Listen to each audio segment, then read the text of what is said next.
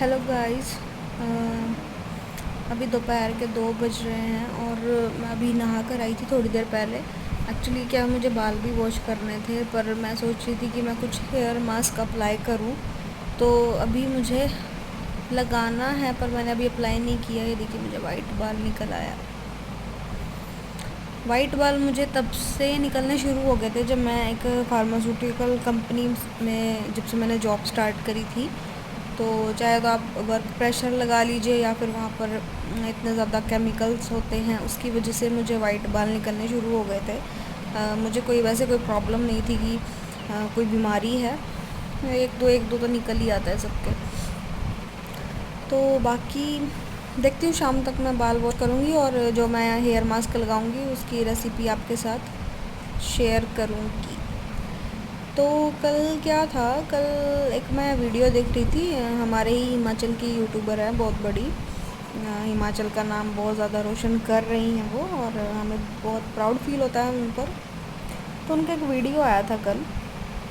देखिए क्या होता है कि ये कोई नेगेटिव वीडियो तो नहीं है, क्योंकि मैं खुद भी उनको मतलब पसंद करती हूँ बहुत ज़्यादा। एक पहला रीज़न तो यही है कि वो हिमाचल से हैं, दूसरा ये है कि वो यूट्यूबर हैं, इस वजह से। तो ज़रूरी नहीं है कि हर बार हमारे जो एक होते हैं ना, कि हम किसी की बात से हर बार एग्री करें। हमारे भी अपने कुछ पॉइंट ऑफ व्यू हो सकते हैं लाइफ के टूवर्ड्स। तो कल उनका एक वीडियो आया था जिसमें उन्होंने फाइनेंशियल प्रॉब्लम के बारे में बताया कि ऐसे ऐसे करके उनको भी सबको ही, देखिए इन दौरान तो सबको ही फाइनेंशियल प्रॉब्लम तो हो ही रही है। जिनकी लाखों की कमाई थी उनकी हज़ारों में आ गई है। तो ये सब तो देखिए अभी चल ही रहा है सबके साथ। लेकिन उनमें कुछ उन्होंने एक दो पॉइंट बोले जो मुझे थोड़े से पसंद नहीं आए। उन्होंने बोला कि जैसे कि गाड़ी उन्होंने ख़रीदी थी, हमने भी गाड़ी ख़रीदी, तो हम भी इससे लोन दे रहे हैं, गाड़ी की इंस्टॉलमेंट पे कर रहे हैं। लेकिन अभी जैसे गवर्नमेंट ने एक चीज़ अनाउंस करी थी कि अगर आपको प्रॉब्लम हो रही है पे करने में, तो आप जो है आपका इंटरेस्ट कटेगा, लेकिन आपको इंस्टॉलमेंट देने की तो हमने भी वैसे ही किया। अभी तो हमारी अब तो दोबारा से हमारी किश्तें कटनी शुरू हो चुकी हैं। लेकिन कुछ टाइम तक 2-3 महीने तक हमने कोई इंस्टॉलमेंट नहीं दी थी गाड़ी की। तो ये सबके लिए ही था, किसी एक पर्टिकुलर उसके लिए नहीं था, सबके लिए था। जिसको देनी है दीजिए, जिसको नहीं देनी है मर्ज़ी थी उनकी। तो उन्होंने एक चीज़ बोली थी कि हमने तो अपनी ज्वेलरी भी सेल कर दी है, और अगर ऐसा कुछ हुआ तो गाड़ी भी बेच देंगे। देखिए सबको पता है यूट्यूबर्स की जो मतलब एक मुकाम तक जो पहुंच चुके हैं यूट्यूब पर, उनकी सैलरी मतलब सॉरी उनका जो उनकी जो कमाई है मंथली, वो बहुत ज़्यादा है। और मतलब यूट्यूब का ऐसा है कि अगर आपकी कमाई हुई, अगर कम भी हुई है लेकिन हुई तो है। जिनकी जॉब है, जिनको जो मतलब जिनकी प्राइवेट जॉब है, जिनको जॉब पर जाएंगे तभी सैलरी मिलेगी, उनकी तो सैलरी आई ही नहीं इस मतलब इन महीनों में।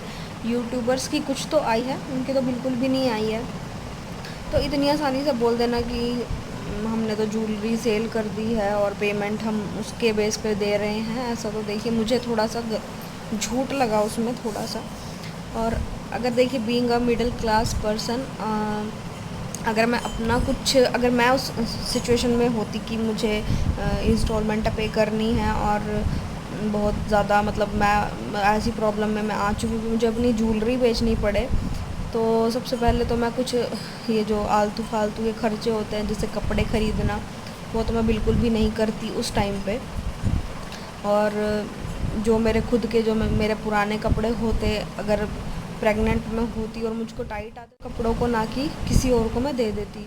जैसे ऐसे ही एक बार उन्होंने मतलब अभी जब घर ख़रीदा है अपना नया, उसके लिए भी उन्होंने थोड़ी सी कुछ ऐसी बातें बोली हैं जो मुझे अजीब लगी थी। पर चलिए उस बारे में तो क्या बात करनी, वो तो हो गया जो हो गया। लेकिन थोड़ा सा ना, अगर आप मतलब अपने आप को जैसे बोलते हो कि मैं तो कुछ नहीं छुपाऊंगी, मैं जैसे प्रेगनेंसी का भी लगा लो आप कि मैं इस उन्होंने बोला था कि मैं इस मिथ को तोड़ना चाहती हूँ, नज़र वज़र वाली। तो एक ना आपको क्लियर रहना चाहिए कि आप एक्चुअल में किस साइड हैं। आप नज़र वज़र को बिलीव करती हैं या नहीं करती हैं, एक आपको उस साइड उसके लिए भी आपको अपने माइंड को पूरा क्लियर करना पड़ेगा। दूसरी चीज़, जैसे कि आपने ये बोली कि हमने तो ज्वेलरी बेच दी है। भगवान ना करे ऐसी सिचुएशन कभी किसी पर आए भी कि उसको अपनी ज्वेलरी बेचनी पड़े अपनी प्रॉब्लम्स को सॉल्व करने के लिए। और इतना आसान नहीं होता है ऐसे ही रैंडम बोल देना कि हमने तो ज्वेलरी बेच दी है। देखिए, बेवकूफ़ कोई नहीं बैठा है। जो ऑडियंस है जो देख रही है वो पागल नहीं है। आपको प्यार करते हैं इसीलिए आपको सपोर्ट भी करते हैं। बाकी कोई हेट नहीं है आपके लिए। मैं तो आपको बहुत पसंद करती हूँ। और बस मुझे थोड़ा सा अजीब लगा था, इसलिए मुझे लगा कि क्यों ना इस पर बात करें। क्योंकि मेरी फैमिली में भी एक बार ऐसा हुआ था। मेरे एक रिलेटिव को अपनी पूरी ज्वेलरी और सब कुछ बेचना पड़ गया था। तो वो सिचुएशन तो बहुत अलग होती है। आप व्यूज़ के लिए ऐसे कुछ भी मत बोलिए।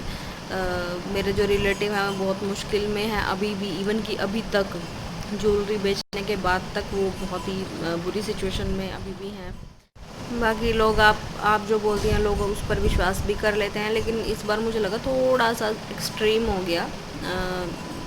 बाकी आपकी मर्ज़ी है। आप कुछ भी बोल सकती हैं। ये इंडिया है, डेमोक्रेटिक कंट्री है। सबको बोलने का हक है।